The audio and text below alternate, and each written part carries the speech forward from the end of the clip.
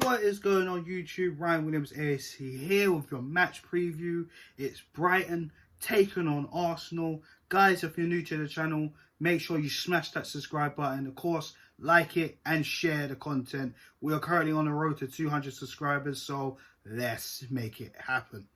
So, we are back from our victory against Tottenham in the North London derby. What a crushing first half it was for the Spuds, and we move on to take on Brighton, who had a chance to move up to the top of the table, but unfortunately for them, they were only able to get a point from Crystal Palace at Selhurst Park.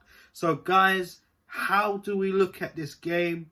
It is going to be a difficult game, let's face it. Our record at the Amex Stadium since Brighton have been promoted to the Premier League is not great. We only won our first away win last season. I think we actually went back to back against Brighton last season, but our first away win last season, winning 1-0 at the Amex Stadium. So we need to see more of the same, because the Tottenham game set the standard, set the barrel. It gave us a blueprint of what this team can do when they're up and ready to go. We are 3 games unbeaten at the minute. Beaten Norwich, beaten Burnley, beaten Tottenham. So we need to keep the momentum going. It will be a very tough game. We heard Neil Mopay on Monday Night Football basically saying it's going to be a difficult... he's going to make Arsenal make it a lot more difficult for us. So, to be honest with you guys, we really need to go up there and get the 3 points. Especially this nonsense I've seen on Twitter. They're actually taking the mick out of us. And, of course, if you haven't seen it already, go on Brighton's Twitter and, yeah. Looks like they're ready for us. So, here is my starting 11. And, yeah, you guys let me know your thoughts in the comment section below. And let me know your starting 11 and predicted scoreline too. So, without further ado, Aaron Ramsdale, I'm going to keep him in goal. I think it was very unlucky for him to concede that goal against Heung-min Son in the North London derby. Could have got a stronger hand to it. Even he was upset himself. He felt, you know, he could have done a lot better. But I like that within a goalkeeper. Not moaning and complaining like a certain goalkeeper that we have. But we're going to leave that for another conversation or another video.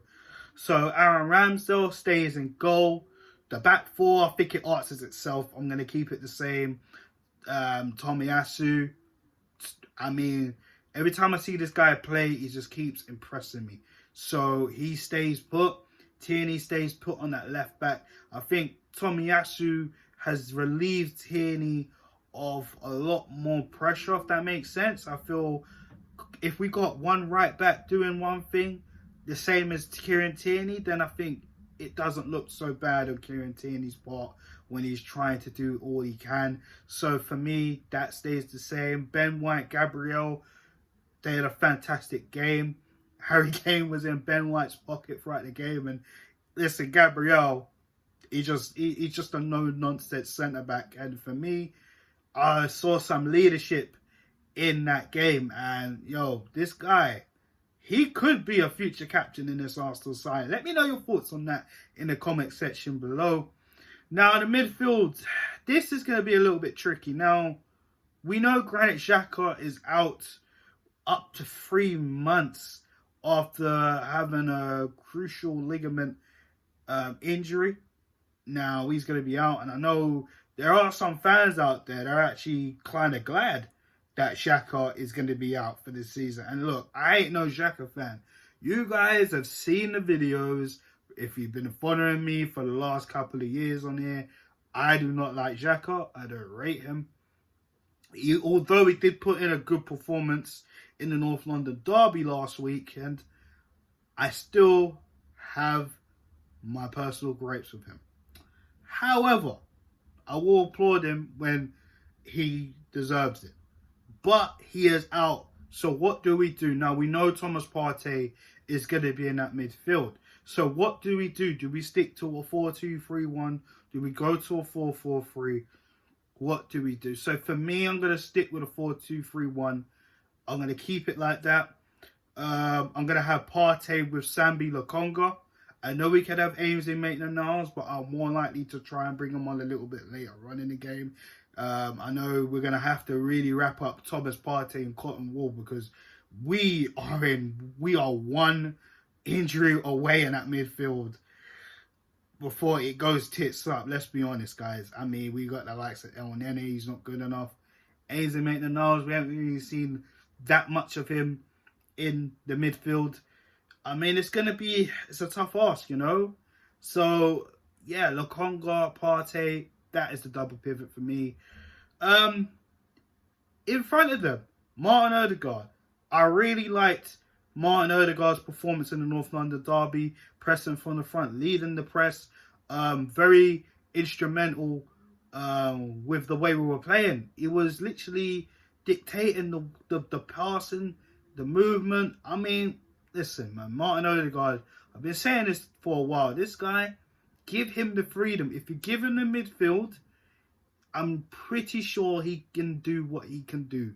You know, he's a leader as well. We know he's the captain of Norway. So for me, he's very instrumental in how we play. And that's my personal opinion. And you guys can let me know your thoughts in the comment section on Martin Odegaard. Now, the front three, to be honest with you guys, I'm probably going to keep it the same. In Aubameyang, Smith Rowe, and Bukayo Saka. I think Saka stays on that right. I think Pepe's got a lot to do to try and get in that starting 11. I think Smith Rowe, Saka set the standard. And what made me smile most, we didn't even need to buy these guys. These guys came straight through the academy. The hell them boys, you know, it's great to see. I'm telling you now, guys. So Pepe, for me, he's got a lot to do to get back in his team. And even if he does, he's going to have to play out on that left. You know what I mean? But it's going to be hard. I mean, with that performance Smith Rowe and Saka put in, I mean, I don't know how Pepe gets back in the side, if I'm going to be honest with you. And Aubameyang, I think it's very good for him to get that goal, such an important goal for him as well in that North London derby. You know, last season, a lot of us were onto him. You know, he has had a lot of issues last season, but that seems to be behind him. It's how we keep motivating him. We've got to play to his strengths. And we see a lot of running. We see a lot of Aubameyang going for the balls in the air and headering.